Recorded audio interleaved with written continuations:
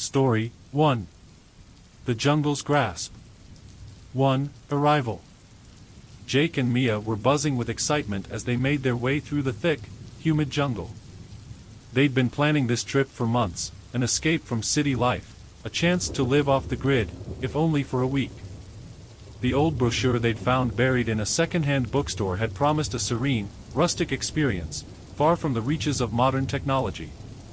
It was supposed to be an adventure, an escape. Their enthusiasm had waned somewhat over the last hour as the sky dimmed, the jungle closing in around them with every step. Overhanging branches cast eerie shadows that danced in the dying light, while vines drooped like skeletal fingers reaching down from the treetops. Swatting at bugs and brushing sweat from their brows, they pushed on, determined to reach the cabin before dark. Finally, just as dusk settled, they stumbled into a small clearing, and there it was, a cabin, exactly as the brochure described. Yet, as they looked at it now, the cozy refuge they'd imagined felt decidedly off.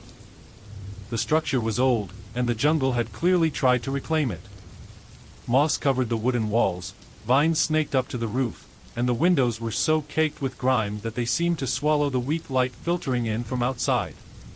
It was as if the jungle had indeed tried to consume the cabin and was only waiting for the right moment to finish the job. Jake and Mia exchanged glances, momentarily considering turning back. But night was falling fast, and the thought of navigating the narrow trails in the dark was even less appealing. "Let's just get settled," Jake said, giving Mia a reassuring smile that didn't quite reach his eyes. "It'll look better in the morning." They stepped inside, the wooden door creaking as it opened, revealing a small room furnished with little more than a battered table, a couple of chairs, and a bed pushed up against the far wall. Dust hung in the air, catching the dim glow of the lantern as they set it on the table. Mia ran her finger along the surface, leaving a trail in the thick layer of grime. "Charming," she muttered with a half-smile, but there was a flicker of uncertainty in her voice. Jake busied himself unpacking, trying to ignore the uncomfortable feeling settling in his gut. But as he went to set their bags down, he caught a faint noise, an odd tapping sound, like someone knocking gently on the cabin walls. He stopped, listening, his eyes scanning the shadows that crept along the corners of the room. After a moment, he shook his head, chalking it up to the natural sounds of the jungle. But Mia had heard it too. She glanced toward the door, her brow furrowing. "It's probably just some animal outside," Jake said, more to reassure himself than her. But as the evening wore on, the tapping continued, moving from one wall to the next, each knock coming with unnerving regularity. Jake couldn't shake the feeling that it wasn't random. It was too steady, too deliberate, as if someone, or something, was circling the cabin, testing its walls, waiting. When he could no longer ignore it, he took a deep breath and grabbed the lantern, motioning to Mia to stay inside. "Stay here. I'll check it out." She nodded, hugging herself tightly as he opened the door, the dim light spilling out into the thick darkness of the jungle. He stepped outside, casting the lantern's glow around in a wide arc, half expecting to see an animal darting away. But there was nothing. Only silence. An unsettling, impenetrable silence that seemed to press in from all sides. Jake called out, his voice swallowed up by the dense jungle. He waited, but no answer came. The tapping had stopped, but he couldn't shake the feeling that he was being watched, unseen eyes tracking his every movement from the shadows. He backed toward the cabin, stepping quickly, his heart racing, and shut the door behind him, locking it tight. "It's nothing," he said to Mia, forcing a smile. "Just the jungle playing tricks." But as they settled in for the night, neither of them could shake the feeling that something wasn't right. They lay in the dark, listening to the sounds of the jungle, every rustle, every whisper of wind sending a chill down their spines. And just as they were starting to drift off, the tapping started again, louder this time, echoing through the walls like a heartbeat. And then, almost imperceptibly, they heard a voice, a faint, distorted whisper that seemed to come from nowhere and everywhere at once. Story 2. The Forest's Whisper. The jungle night was a living thing. As Jake and Mia lay huddled together in the dark, The thick walls of the cabin felt like little more than tissue paper against the oppressive weight of the sounds creeping in from outside. At first, it was just the usual noises of a jungle at night, the hum of insects, the occasional call of a bird. But soon, subtler, more unsettling noises joined the symphony. It started as a faint whisper. A low, droning murmur that seemed to come from the shadows themselves, sliding along the walls in a language neither of them could understand. The sounds ebbed and flowed, growing louder and then softer, as if circling the cabin, probing for a way in. Mia shivered, pulling her knees up to her chest, her eyes darting to every corner of the room as if expecting something to materialize from the darkness. "It's just the wind," she whispered, mostly to herself. But deep down, she knew better. She felt it, a presence in the jungle, watching them, patient, as if it had been waiting for them to arrive all along. Jake wrapped an arm around her, offering what little comfort he could, but his own pulse was racing. He felt it too, an ancient energy thrumming through the air, like a heartbeat in sync with the whispers that surrounded them. He tried to keep his voice steady. "Mia, it's okay.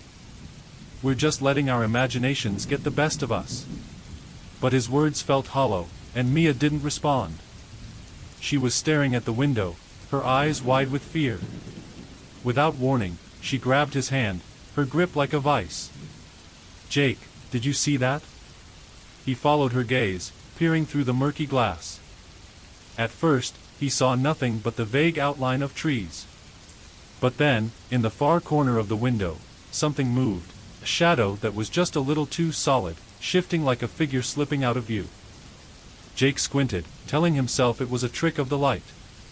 But the more he stared, the more he saw them, faces, half-formed in the darkness, staring back at him through the grimy glass. They weren't human, exactly, their features were warped and unnatural, twisted by shadows and the creeping vines that wrapped around the cabin. He felt a chill slither down his spine, cold and sharp, as if an icy breath was brushing the back of his neck. Mia's whisper was barely audible, trembling as she clutched him tighter. "Jake, what do they want?" He didn't answer because he didn't know. And he didn't want to know. Desperation clawed at him. He pulled Mia close, keeping his eyes on the figures outside. "Turn off the lantern," he whispered. "Maybe the darkness will make them go away." Mia's hand was shaking as she reached for the lantern, her fingers fumbling with the switch. The room plunged into darkness, and for a moment, there was nothing but the thick, suffocating silence of the jungle. But then the whispers returned, louder this time, pressing in from all sides, a cacophony of voices murmuring words they couldn't understand. Jake could almost make out words, or the semblance of words, a fractured language that was both alien and hauntingly familiar. The shadows outside the window moved again, shifting like figures just out of reach. Shapes glided past the glass, and then the walls seemed to groan, as if under some invisible weight. It felt like the very cabin itself was breathing, inhaling and exhaling, alive with something that had been waiting in the jungle for far too long. And then came a soft, rhythmic tapping, a knock at the door. The sound was steady, deliberate. It wasn't the frantic scratching of an animal or the rustling of branches. It was a knock, measured and insistent, as if someone was waiting to be let in. Jake's mind raced. He wanted to ignore it, to pretend it wasn't real, but the tapping continued, relentless. He glanced at Mia, who was staring at the door, her face pale and drawn. "Don't open it," she whispered, her voice choked with fear. She gripped his arms so tightly he could feel her nails digging into his skin. "Whatever it is, don't let it in." But the knock grew louder, more urgent, as if the unseen visitor knew they were inside, huddling in the dark. Jake took a deep breath, steeling himself. "Stay here," he whispered to Mia. He edged toward the door, trying to be as quiet as possible, his hand reaching for the doorknob with a mixture of dread and defiance. He stopped just short of opening it, his hand hovering in the air. Through the thin wooden door, he heard it, a faint, raspy breath, as if something was standing just inches away, waiting for him to open the door. A chill washed over him. The whispers grew louder, like a symphony of voices overlapping, rising in intensity. They spoke in a strange cadence, almost melodic, and for a brief moment, Jake thought he could understand them, like he was on the edge of some terrible revelation. Then the whispering stopped, and there was only silence. Jake stood frozen, his hand trembling, afraid to move, to even breathe. And then, from the other side of the door, came a single, soft word, spoken in a voice that sounded hollow and ancient. "Please." It was a simple plea, filled with a sadness so deep it almost broke him. He felt an overwhelming urge to open the door, to see who, or what, was waiting on the other side. But then he remembered Mia's words, "Don't let it in." He took a step back, forcing himself to look away, even as the voice repeated its plea, softer now, more desperate. "Please, let me in." The voice faded, and after a few agonizing moments, the silence returned. But Jake couldn't shake the feeling that they hadn't left. The whispers still lingered in the air, barely audible, like a distant echo. He backed away from the door, his heart pounding, and returned to Mia, who was watching him with wide, fearful eyes. "They're gone," he lied, hoping to ease her fear. But they both knew the truth. The forest was alive with something old and unfathomable, something that had been waiting for them, drawing them in like moths to a flame. And whatever it wasn't finished with them yet. Story 3. Something outside. Jake and Mia sat in silence as the night pressed in around them. The voices, the shadows, the knock at the door, all of it felt like a nightmare they couldn't wake from. But they knew it was real. The jungle had a strange, oppressive energy, an ancient presence that seemed to crawl under their skin, making every instinct scream for them to leave. But as dawn broke, they felt a fleeting sense of relief. The strange shadows vanished with the night, and the jungle seemed, for a moment, almost normal. "We need to get out of here," Mia said, her voice hoarse. She hadn't slept, neither of them had. Jake nodded. "As soon as we find the path, we'll head back to the village." They quickly gathered their things, leaving the cabin in disarray. They wanted nothing more than to escape its suffocating walls. Yet as they stepped outside, they noticed something peculiar, bare footprints in the dirt, leading up to the cabin door, then circling the building several times before disappearing into the jungle. The footprints were human but wrong somehow. The toes seemed too long, too thin, like fingers pressing into the dirt. They exchanged a glance, and without another word, hurried toward the trail that led back to the village. But the jungle had changed. The familiar landmarks they'd used to find the cabin, the crooked tree, the large rock near the path, were gone. Every path they tried seemed to lead them in circles, winding back to the clearing where the cabin stood, silent and waiting. This doesn't make sense," Jake muttered, glancing back at the cabin with a growing sense of dread. "We didn't come this way, did we?" Mia shook her head, her face pale. "No, we didn't. It's like the jungle's different." Hours passed, and their panic grew. The jungle seemed to warp around them, the trees pressing closer together, the undergrowth thickening as if to trap them. No matter how far they walked, every trail twisted back to the cabin. "Let's rest for a bit," Mia suggested, exhaustion seeping into her voice. She collapsed onto a fallen log, her breath ragged. "We need to think, to find some way out of here." Jake sat beside her, rubbing his temples. His mind was spinning, trying to make sense of the situation, but every thought led him back to a single, undeniable truth: they were trapped. As they sat in silence, Mia's eyes caught on something in the trees ahead. She squinted, her pulse quickening. "Jake, look!" Ahead of them, nestled among the thick vines and branches, was a figure, woven together from vines, mud, and sticks, shaped to resemble a human. Its head was tilted, its hollow eyes staring directly at them. Jake's blood ran cold. He could feel the malevolent energy radiating from it, as if it were more than just a bundle of sticks and leaves, as if it were watching them, waiting. "Mia, don't look at it," he whispered, grabbing her arm. But she couldn't tear her eyes away. "Jake, it's moving." He looked back, and his stomach twisted. The figure's head seemed to turn, following their every movement, its empty eyes fixed on them with an intensity that felt almost sentient. He felt a shiver crawl up his spine. "Let's get out of here," he said, pulling her to her feet. But as they turned back toward the cabin, they found more of the figures, standing silently among the trees, each one twisted in a different pose, each with its hollow eyes focused on them. They were everywhere, lining the trail back to the cabin, surrounding them like sentinels, their faceless forms seemingly etched with some unspoken, ancient warning. Who put these here?" Mia whispered, her voice barely audible. Jake didn't answer. He couldn't shake the feeling that these figures weren't made by human hands. The jungle seemed to breathe with them, each figure pulsing with an energy that was both familiar and deeply, horribly alien.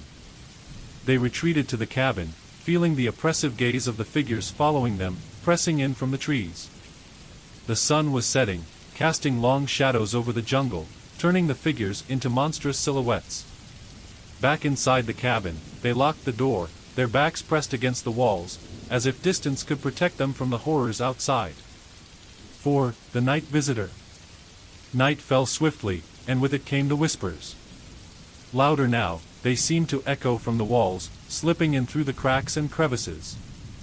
The figures in the trees seemed to shift in the moonlight, their hollow eyes gleaming, their twisted forms casting shadows that danced along the cabin walls. Mia covered her ears, her voice trembling. "Make it stop, Jake. Please, make it stop." Jake had no answer. He could feel the darkness pressing in around them, a living thing, thick and heavy. His own hands shook as he held her close, desperately trying to ignore the sounds creeping closer, whispering in that strange, haunting language. Then, without warning, the knocking began. It was soft at first, a hesitant tap on the door, like someone testing it. But it grew louder, more insistent, the rhythm strange and unnatural. Jake's heart pounded as he stared at the door, feeling the urge to answer, to let whatever was outside come in. But he remembered Mia's warning from the night before, "Don't open it." The knocking stopped, replaced by silence. Then a low, rasping voice came from the other side, barely audible but unmistakable. "Let me in." It was the same voice as the night before, haunting, filled with an ancient sorrow. The voice was different now, though, laced with an urgency that made Jake's blood run cold. "Please, let me in." Jake shut his eyes, gripping Mia's hand. He tried to ignore it, tried to shut out the voice. But it was like the sound was inside his mind, seeping through every wall, every locked door. The knocking resumed, harder now, shaking the walls, each bang echoing through the cabin. And then, with a final bang, it stopped. Jake and Mia held their breath, waiting, listening. The silence was thick, oppressive. They could feel it, something was just beyond the door, waiting. Then the whispers returned, louder than ever, pressing in from all sides. Through the windows, they saw the figures outside, their twisted forms gathering closer, circling the cabin, their hollow eyes gleaming in the dark. Jake felt Mia's grip tighten, and he realized they were trapped, surrounded by something that wasn't going to let them go. The jungle, the cabin, the figures, they were all connected, part of a darkness that had drawn them in, trapping them in an ancient, insatiable grasp. "We can't stay here," Mia whispered, her voice trembling. "We need to leave. Now." But Jake knew it wouldn't be that easy. The jungle was alive, and it had marked them. It wasn't just the cabin or the figures, it was the entire forest, a vast, inescapable labyrinth that had them ensnared. As the night deepened, the whispers grew louder, merging into a haunting melody that seemed to wrap around them, pulling them deeper into the jungle's grasp. And in that moment, Jake knew they weren't leaving. Story 4. The Night Visitor. As darkness settled over the jungle once more, the cabin seemed to shrink, its walls pressing closer around Jake and Mia. They sat in silence, each lost in their own fears, as the first faint whispers began to weave through the night. They were louder this time, angrier, no longer a gentle murmur, but insistent, like a chant carried on the humid air. The whispers grew into a chorus of desperate cries, voices mingling, pleading, and something else, warning. Jake squeezed his eyes shut, hoping the sounds would fade. But instead, a new noise broke through the night, a faint scratching at the door, like claws raking against wood. It started soft, almost tentative, but grew sharper, digging in with every pass, leaving deep gouges in the rotting wood. Mia grabbed his hand, her nails biting into his skin. "It's trying to get in." Then, as suddenly as the scratching stopped, a new sound filled the air, a knock. Soft at first, but deliberate, like someone tapping out a rhythm. 3 beats. A pause. Then 3 more, echoing through the tiny cabin, each knock reverberating in Jake's chest. Swallowing his fear, he crept toward the door, each step heavy, his heart pounding so loudly he thought Mia might hear it. He reached the door and pressed his eye to the peephole, praying there'd be nothing on the other side. But what he saw made his blood run cold. Just beyond the door stood a figure, tall and motionless, staring back at him through the peephole with eyes like twin pinpoints of light, burning in the darkness. Its skin looked wrong, twisted and textured like tree bark, with patches of wet, dark mud that oozed and dripped slowly down its limbs. The creature's head was tilted, its hollow eyes fixed on him with a knowing, predatory gaze, as if it could see straight into his soul. Jake's breath caught in his throat, and he staggered back, his mouth open in a silent scream. Mia's trembling hand gripped his arm. "What did you see?" He shook his head, unable to form the words. It's not human, Mia. We need to get out of here." But before they could even consider their next move, the knocking resumed, louder this time, pounding against the wood, rattling the door on its hinges. The walls shuddered with every bang, and the whispers outside rose to a fever pitch, desperate and pleading, a chorus of voices echoing through the cabin. Mia clung to him, her face pale. "Don't open it, Jake. Whatever you do, don't open it." Hours seemed to pass in agonizing tension, the relentless knocking shaking the cabin, a continuous assault that left them trembling, helpless. The creature never left, never relented, just kept hammering at the door, waiting for one of them to falter. Then, just as the first light of dawn crept into the sky, the knocking stopped. Silence filled the cabin, thick and suffocating. Jake and Mia sat in stunned silence, barely daring to believe it was over. As sunlight streamed through the grimy window, Jake rose to his feet, his legs stiff and sore, and took a tentative step toward the door. He felt Mia's eyes on him, pleading silently for him not to go, but he had to see. He opened the door, and his heart nearly stopped.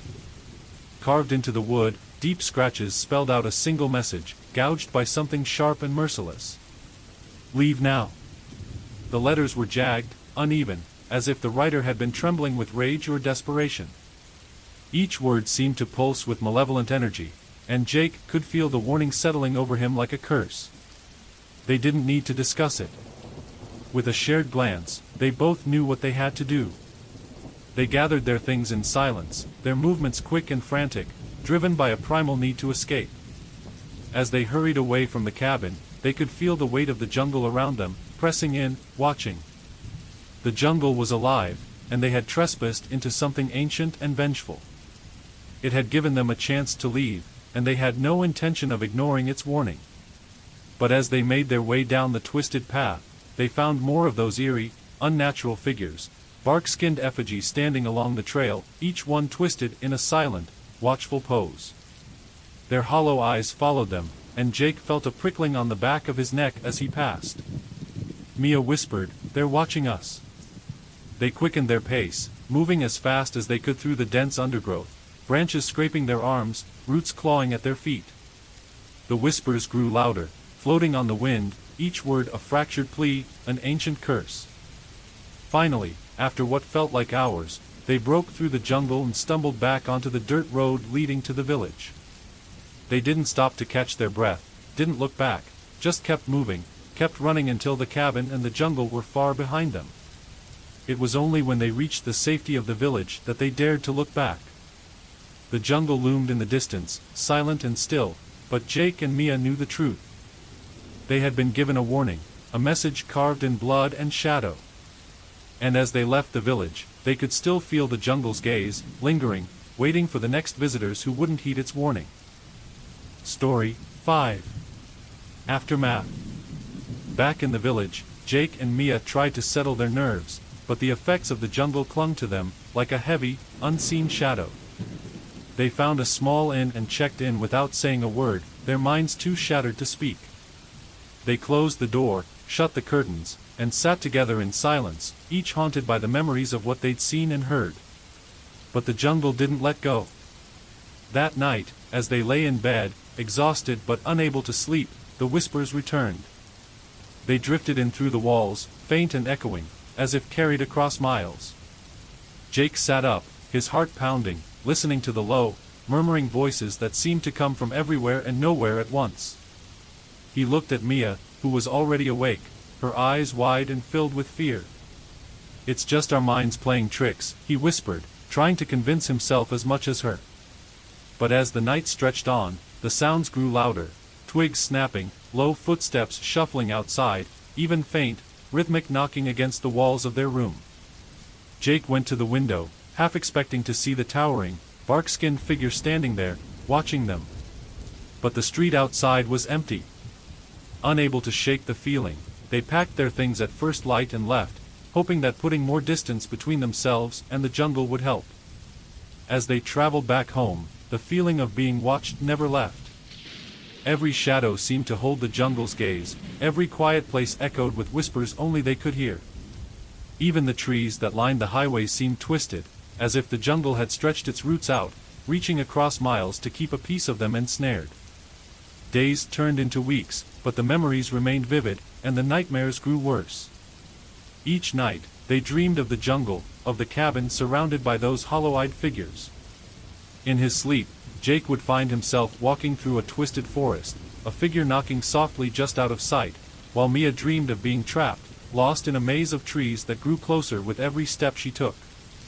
One night, as Jake lay awake, he heard it again, a soft, rhythmic knock. His heart froze as he strained to listen, convinced it was just his mind playing tricks. But the knock sounded again. He turned on the light, shaking Mia awake, his heart racing. Together, they crept toward the door, unsure of what they'd find on the other side. When Jake opened it, there was nothing there. Just an empty hallway, stretching out into silence. But on the door, scratched into the wood, was a single word. Remember. They never spoke of the cabin again, but the jungle left its mark on them, a silent curse, a haunting that would follow them wherever they went. And as they lived out their days, each new knock, each whispering breeze, would serve as a reminder of the warning they'd nearly ignored and the ancient, vengeful force that still lingered, watching, waiting. Story 6. The Haunting. Back in the city, Jake and Mia tried to pick up the pieces of their lives, but nothing felt the same. The vibrant noise of the city, the crowds, even the comforting buzz of everyday life, all of it felt distant, hollow. The memories of the jungle clung to them, invading even their brightest days, seeping into the edges of their lives like an unshakable shadow. Strange occurrences began almost immediately. At first, it was small things, scratches on their apartment walls in the morning, vines appearing in the corners of their rooms, as if the jungle itself was stretching into their home. Mia would wake up with dirt under her nails, even though she hadn't left the apartment, and Jake often found damp mud tracked across their carpet, though he'd cleaned it countless times. The feeling of being watched grew stronger each day, like a presence lurking just out of sight. Then the whispers returned. They started faintly, barely audible over the hum of the city. But as time passed, the sounds grew clearer, more persistent, slipping through their walls at night like an invading mist. They could hear the jungle's distant murmur, voices speaking in that strange, ancient language, filling their apartment with a sense of dread that made their skin crawl. Jake became restless, unable to shake the feeling that something was following him.